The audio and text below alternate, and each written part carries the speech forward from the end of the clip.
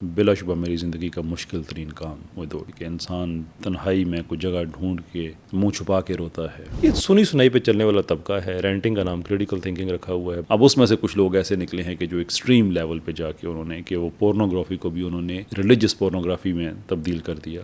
Blasphemy protection gang میں کوئی امریکہ میں بیٹھا ہوا ہے, کوئی کینیڈا میں بیٹھا ہوا ہے, کوئی ناروے میں بیٹھا ہے. تو مسلمان ہونا بذات خود آپ کو کوئی ایڈڈ دفاعی میکنزم نہیں دیتا جب تک آپ اکثریت وہ ہیں جو انسیسٹ والے جہاں سے گزر چکے ہیں. اچھا, حیران کن بات. مطلب ان کے موبائل فونز میں جب ان کے فورینزکس ہوئے تو ایسے کیسز بھی ہیں کہ ان کی سگی ماؤں سگی بہنوں کے بھی بیچ میں تصویریں نکلی ہیں, اور وہ تصویریں ایسی نہیں ہیں کہ وہ بیٹھی تھی تصویر بنا لیا, کسی کے غسل کرتے ہوئے, کسی کے کپڑے تبدیل, مطلب اس طرح سے وہ کہ عبداللہ شاہ اگر زندہ پکڑا جاتا, جس لیول کا وہ بلاسفیمر تھا, اس نے بہت کچھ ریویل کرنا تھا.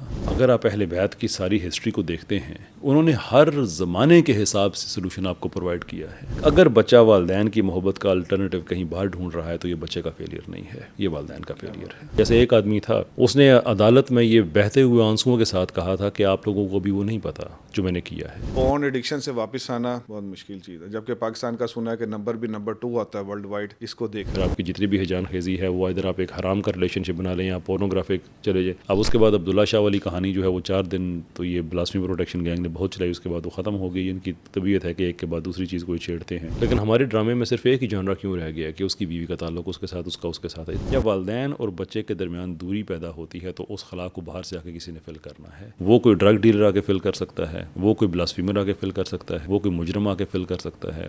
جس کا سب سے کم ٹائم ہے نا بلاسفیمی کنٹینٹ اور بھیجنے کا, وہ 6 مہینے ہے. جو زیادہ والے ہیں وہ سالوں پہ. اس کے آگے پھر جب بات جاتی ہے کہ اپنے جسم کے فلاں حصے پہ فلاں مقدس ہستی کا نام لکھو اور اس کی تصویر بنا کے بھیجو. تو جس ملک میں مردانہ طاقت کے لیے پوری انڈسٹری کھڑی ہوئی ہے نا, اس ملک میں جو آپ کو بتائیں کہ پھر کوئی بابا جس کا دیوار پہ اشتہار لگا ہوتا ہے اس کی دوائی کام نہیں کرے گی. بات یہی ہے کہ وہ پورنوگرافی کے ذریعے ہماری نوجوان نسل کی شرم, حیا اور عقیدے کا قتل کرنے پہ تلا ہوا ہے.